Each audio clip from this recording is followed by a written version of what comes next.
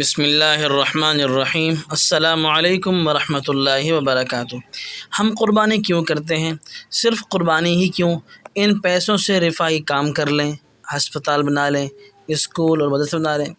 قربانی بندے اور اس کے اللہ کے درمیان تعلق کا اظہار ہے۔ جیسے انسان کا اپنے وطن سے ایک تعلق ہوتا ہے، اپنے والدین سے ایک تعلق ہوتا ہے، اور اس تعلق کے کچھ تقاضے ہوتے ہیں، ان تقاضوں کو پورا کرنے پر بھی انسان کا روپیہ خرچ ہوتا ہے۔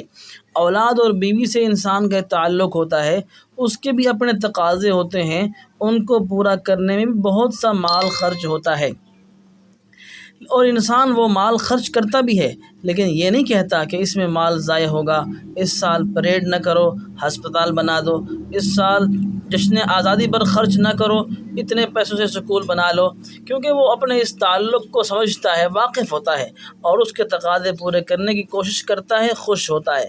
لیکن انسان کا اپنے رب کے ساتھ بھی ایک تعلق ہے ابدیت کا،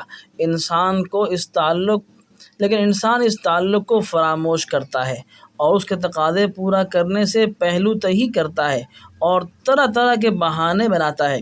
اس لیے ہمیں چاہیے کہ ہم اس بات کو سمجھیں کہ ہمارا اپنے رب سے بھی ایک تعلق ہے، ہم اس کے بندے ہیں، ہمیں اس کی بات تسلیم کرنی ہے، ورنہ محمد رسول اللہ صلی اللہ علیہ وسلم ہم سے زیادہ انسانی ہمدردی رکھنے والے تھے، لیکن انہوں نے خود بھی قربانی کی اور دوسروں کو بھی حکم دیا، اور آپ نے بتلایا کہ قربانی کے جانور کے ایک ایک بال کے بدلے ایک نیکی ملتی ہے۔